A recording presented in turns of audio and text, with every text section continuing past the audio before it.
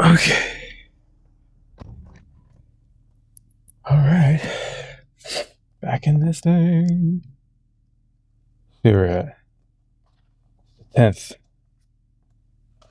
April 10th. 410. Always say less than necessary. Starts out with a quote by Sir Walter Raleigh. Undutiful words of a subject do often take deeper root than the memory of ill deeds. When you are trying to impress people with words, the more you say, the more common you appear, and the less in control. If you are saying something banal, it will seem original. If you make it vague, open-ended, and sphinx-like, powerful people impress and intimidate by saying less. The more you say, the more likely you are to say something foolish. Daily law. By saying less than necessary, you create an appearance of meaning and power.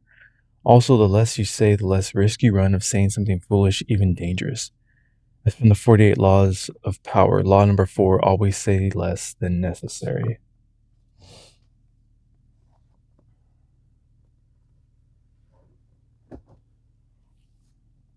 I talk a lot. That's one thing I know for sure. I talk a lot. I have a lot to say. Only because of all the stuff I listen to. And if it's something interesting, I'm like, oh man. So I mention it. Do you know this? Do you know that? Yeah, I just heard it on a podcast. I can't help it. Always say less than necessary. Alright. Take that to heart. Other than that, I don't know. I had an interesting dream. I was talking to a couple. It's definitely a guy and a girl. Or a woman. And they were black. I know that. And it was mostly the guy I was talking to. And I guess he was into music production. That was the topic somehow. And I started asking him questions about, or I heard him saying something. Her. He was like on his phone trying to like look something up. And I was like, oh, you're into production. He's like, yeah. I was like, oh yeah, I used to do that too. I was really into it a long time ago. And I was asking him if he uses like, do you make it on your phone? Like, I know a lot of people, you're able to just do that on your phone now. He was like, no, I use my computer. I was like, oh yeah, me too. That's how I used to do. I'm like, do you use like a pad? Because there's like I think like a 4x4 16 pad, like sound trigger where you could just assign a sound to each pad, and you can make the beat that way. He's like, no. I'm like, oh, so you're just clicking notes into place? He's like, yeah. I'm like, yeah, that's the way I used to do it too. That's funny. And then my alarm woke me up. Time to go. So yeah, no, I had more dreams than that, but I haven't been remembering a lot of them lately. But I know I had them, but I woke up with just like the faintest of images in my head of what they might have been about, but I don't remember anything that was really going on. Well, that's it. About to have myself a good Friday.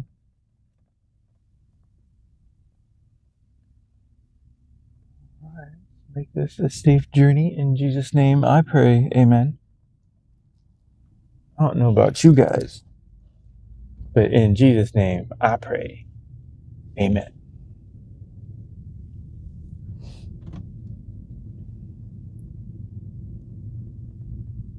Okay.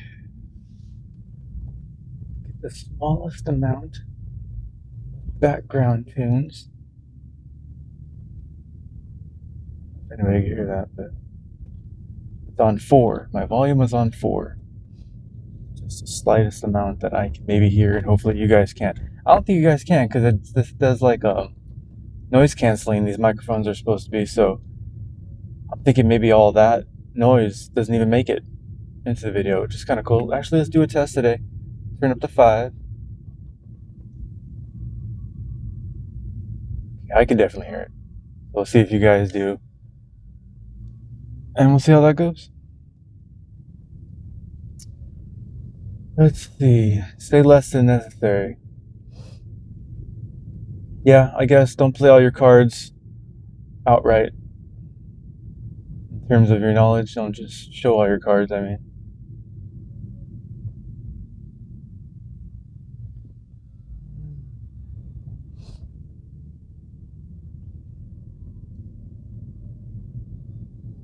Say less than necessary.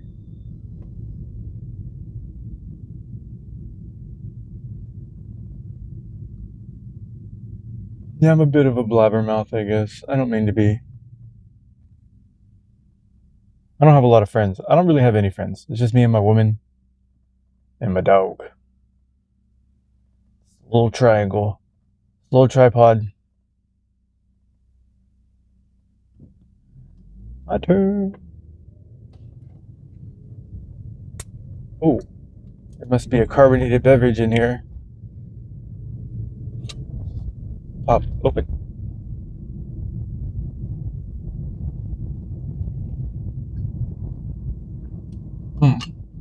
That tastes like, I think that's the grape one.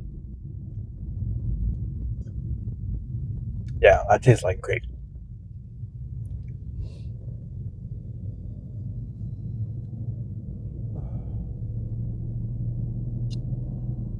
So I've been playing around with Claude a lot. My buddy Mark, he's like, "You are so late to the game." He's like, he's laughing at me. I'm like, well, better late than never. So I was showing him what I was tinkering around with.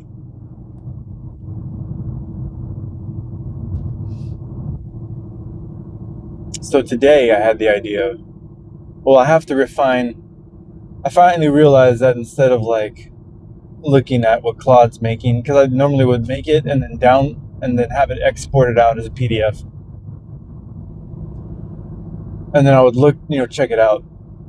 Not really thinking. I'm like, well, I could just check this out within the architecture of Claude and make adjustments as I go. Because there's a lot of things that it does that I have to correct it on, and it's interesting to see it talk to itself. You can see it analyzing, like looking at what it is that you pointed out, and there's a whole string of like text that starts to run, and it's like talking to itself, like, oh, okay, yeah, I see it. Okay, so I'm gonna do this and I'm gonna do that, and then it'll think a little bit more, and it'll see what it did. And I was like, okay, well, now this has to be adjusted, and it's really interesting how it works. I didn't never seen it do that to that extent. So now I saw what it output after I did some corrections, and I'm realizing what it put out is more of like an overview of the course, and I really want it to go more in depth into the application of the 7 Hermetic principles applied to canine behaviorism. So I think I had it put out a 7-day course for each principle. Now I think I'm going to have it put out 7 one-day courses. 1 day per principle, and have it more elaborate on each principle.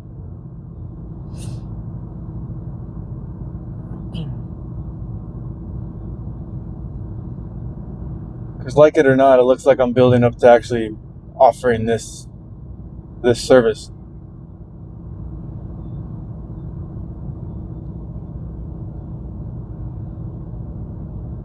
And I really appreciate the fact that all this material is presented to me in a way that, because a lot of people, I know how dog training goes. Most of them want to do a board and train because that's really where the money's at. You take a dog in and you keep it for a certain period of time, and you do all that work on the dog, and then you bring a fully trained dog back to the client. And that's fine, I understand that. But now everything's happening at a distance, and the client doesn't know what happened to make that amount of to affect that kind of change in their dog. And I think it's more meaningful if this can happen right in front of them.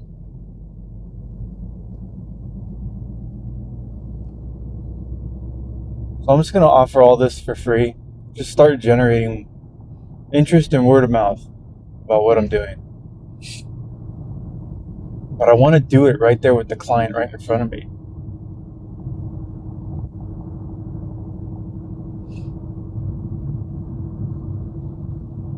But since I'm really new to actually applying this the way I'm configuring it within Claude, I can't just charge money outright. I don't feel right charging money because I don't have this like down yet. So I'm still coming up with this whole idea. But it's still pretty much based on how I was taught. It's just more detailed based on those 7 principles.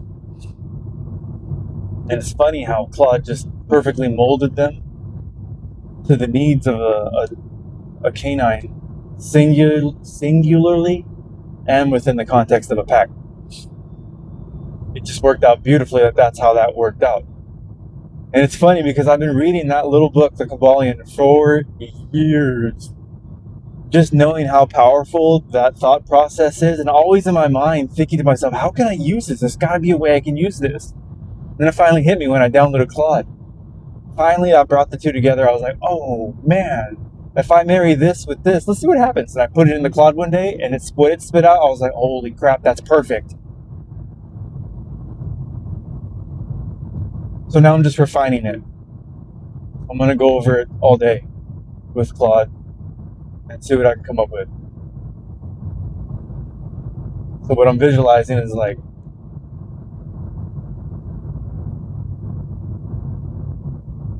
because right now it has like the main shell of the training program. And now I want each individual law or principle to be expanded upon for like an individual one-day session. I think that's how it has to go. Yeah.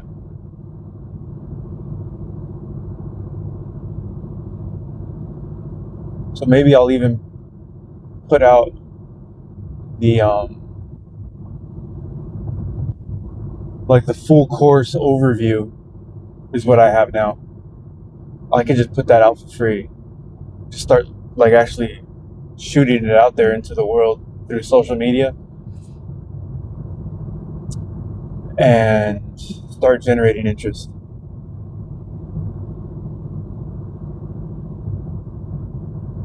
Which means I should probably, I'm gonna have to create an email. First, I'm gonna have to retitle what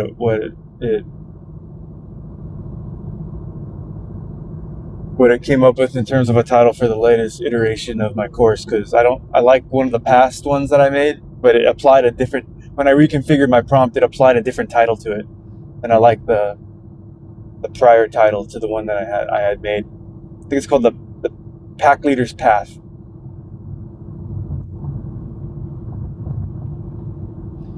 But one of my Instagram profiles is called I Lead My Pack, which I really like.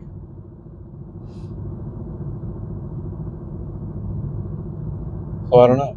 Maybe I'll call it the Pack Leader's Path, presented by I Lead My Pack. Presented by.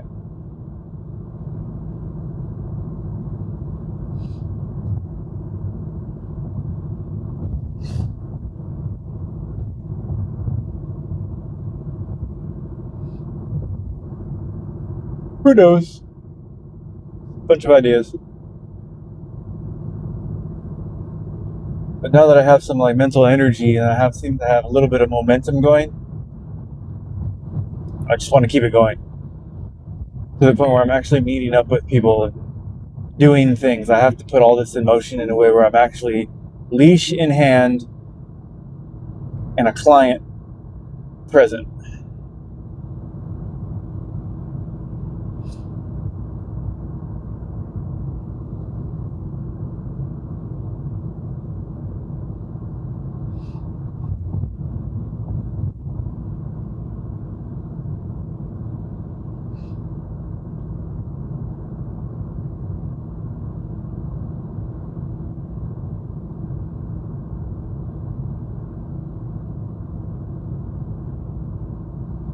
But that is the plan.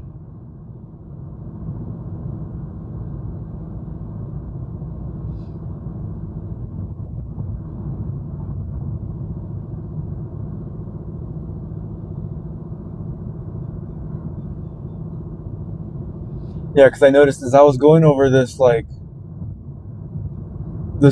overview of all 7 days based on the principles, it doesn't really talk much about the principles themselves. That's what's really bothering me, because there's so much to say on those.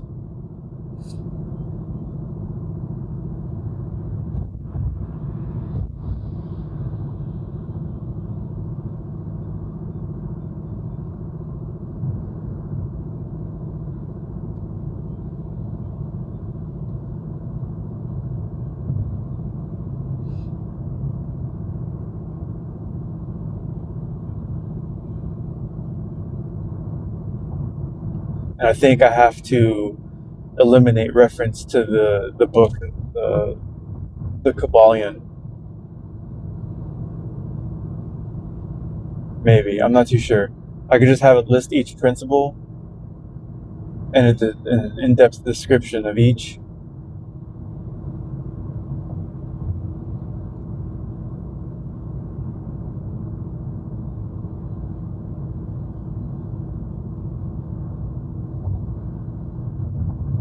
Then maybe I'll tell it to describe each principle in depth and how it applies to human behavior first, and then apply it to how it coincides with canine behavior when it comes to, socialization, the pack dynamic.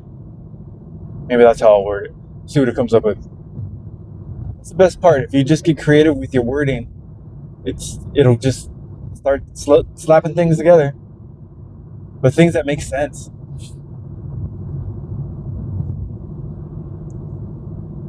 So it's like a little game. It's like a puzzle. And if you're eloquent with your words and you have an extensive vocabulary, that's what really unlocks AI. So it's a good thing I read a lot, because when it comes to sentence structure, I can get pretty good. I don't always just talk, like the layman, like I'm talking now. But if I have to sound eloquent, another gear kicks in my mind. Especially if I know what I'm talking about. It's weird how that happens. It's like another part of my mind takes over, and it's like I'm kind of sitting back watching it happen. It's not even me doing it or talking. I'm like watching myself talk from like the interior out. It's like the everyday part of my mind takes the co-pilot seat and watches the other part of my mind take over and drive. If that makes any kind of sense. It's a very interesting sensation to have.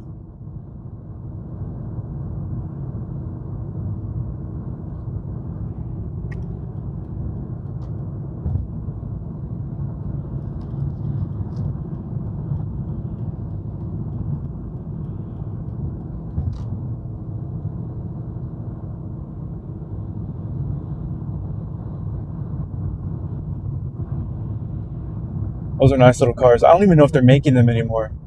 A little Nissan Z went flying past me right now. I know my buddy had one when they first redesigned them, but I don't know if they kept making that car. They should have.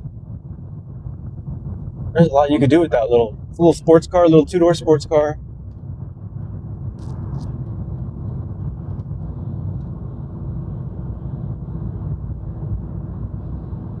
And if I am correct, I believe that's the same platform that Nissan built the Murano on, which is one of their SUVs. But it's the same platform. Wheelbase length. They just took off the shell of a little two-door sports car, and they put the shell of a bigger SUV, gave it a more beefy suspension to make it sit higher. The same thing with the Infiniti FX, which my woman had.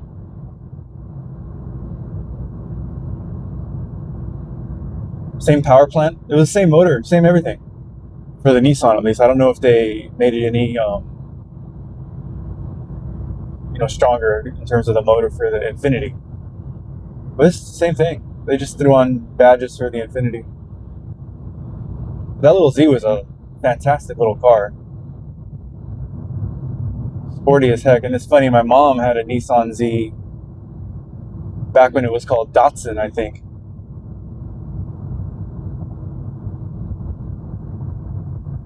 I even vaguely remember what it looks like. If I remember correctly, I think it was almost like the color of like copper, just a little darker.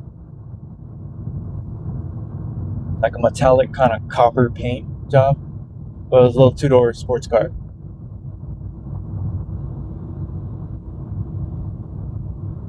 Similar to what long time ago Mazda, the RX-7, looked similar to it. These guys are in a hurry. That's crazy. That pickup is moving. Right 2 lanes closed at Gavin Canyon. I'm not going that far. So I should be okay.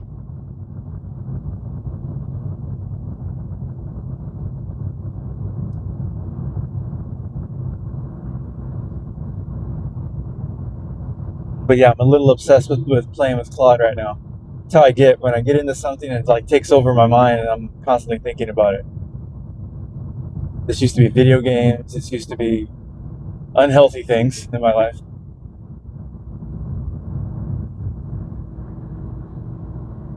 It's part of that hyper-focused side of ADD.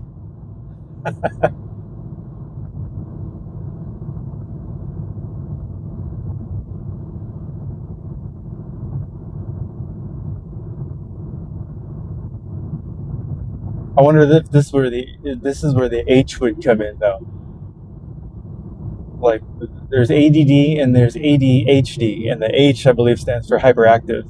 So it's like attention deficit hyperactive disorder. But my mind gets hyperactive. It's not like my hyperactive and hyper focused is how I like to look at it.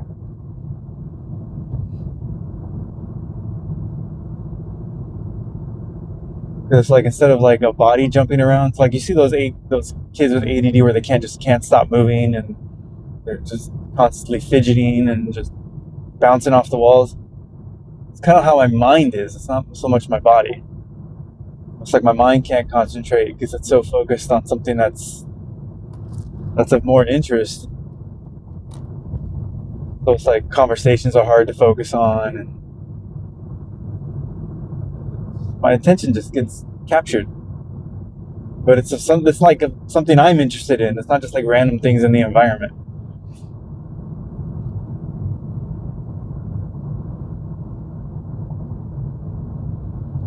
Get over now.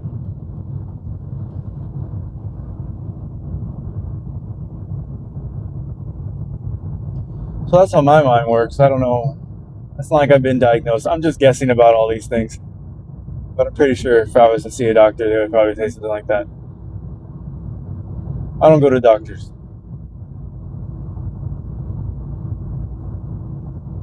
It's of no benefit for a doctor to tell you you're healthy, other than just charging you for the doctor appointment. They want to start prescribing you things right away, and it's like, no, thank you. Not into it. I'll figure it out. Just deal with it as it comes.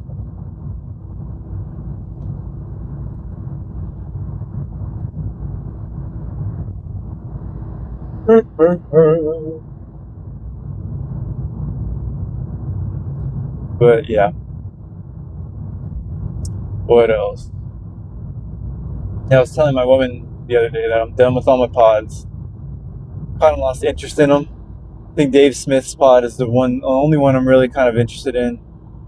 Maybe if some of the ones have because I used to just listen to them daily. When a new one comes out, just always listen to it. Since I have nothing else to do while I'm at work.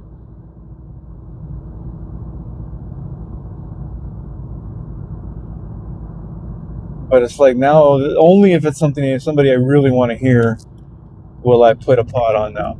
Dave Smith's an exception. He always has something interesting to say.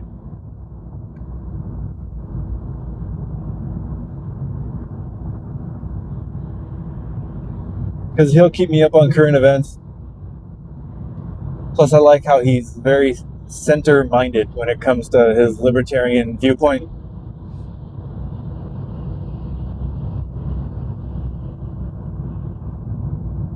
Tired of hearing people fan out about Trump, fucking, sorry, MAGA and politics, and this, it's too, I'm tired of the fanboy energy of all that.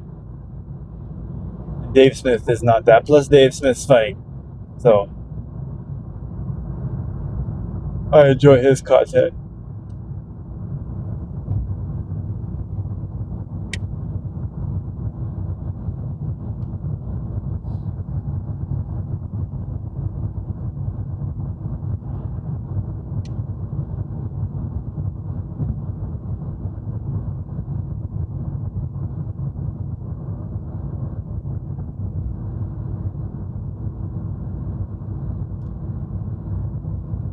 So, bottom dumps. Bottom dumps drop a lot of tiny rocks. Never drive behind them. If you know what a bottom dump is, type of truck that has like a trailer behind it, but they get loaded. Normally they haul gravel or sand.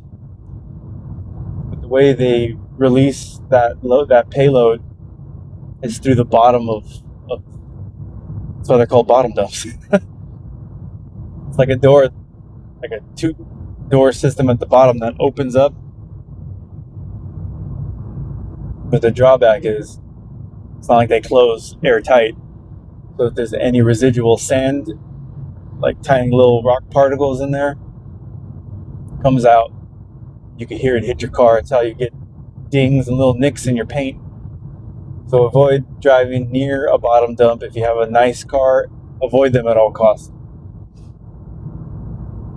Other trucks, that doesn't happen so much because they dump their load from the back.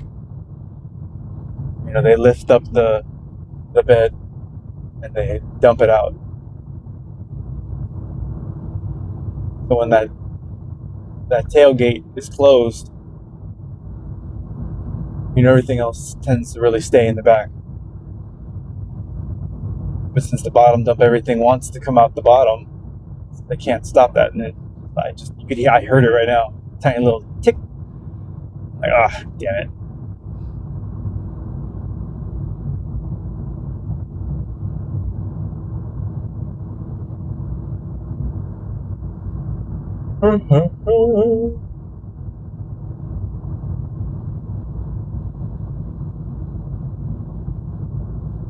Oh, it's really low cloud cover this morning coming out here. Sometimes it's real bad. Like to the point you can't even see a car like maybe 4 car lengths in front of you. Barely even see that car. Just the taillights, really.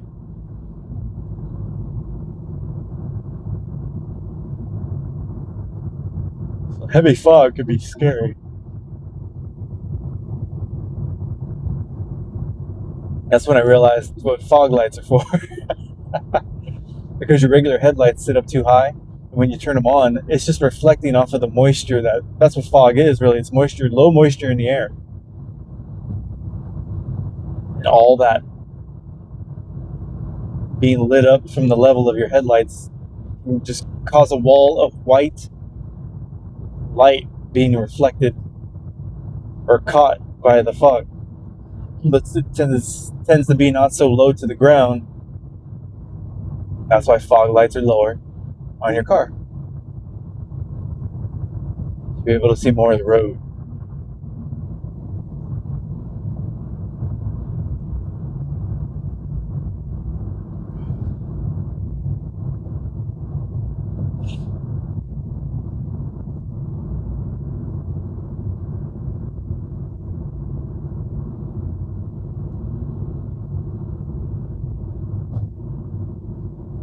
It's funny, all these big construction pieces of equipment out here, like there's a huge crane for heavy lifting, and there was an excavator right there. But they have all these toys in like remote control form. I can just imagine all these grown men as kids, they probably played with like all these kind of toys when the sandbox was probably their favorite place to play.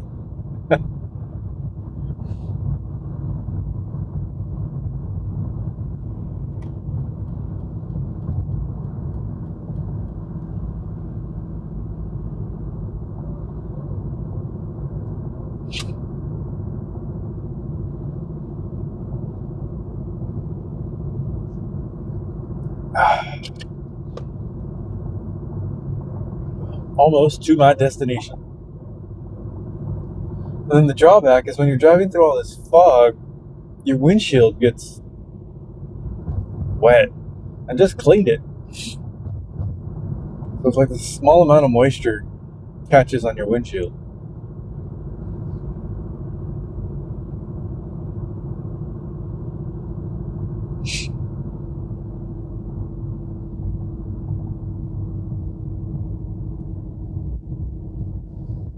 Alrighty. This is my exit.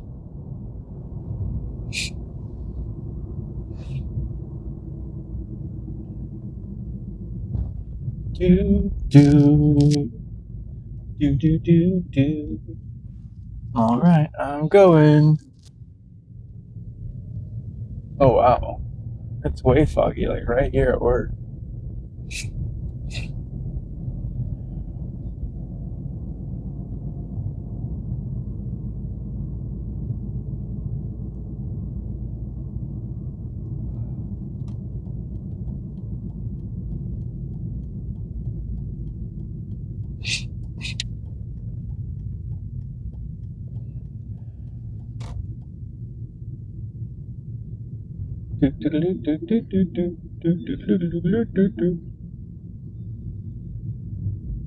That's what the tune sounds like that I'm listening to. I don't know if the noise canceling thing cancels it out. Excuse me.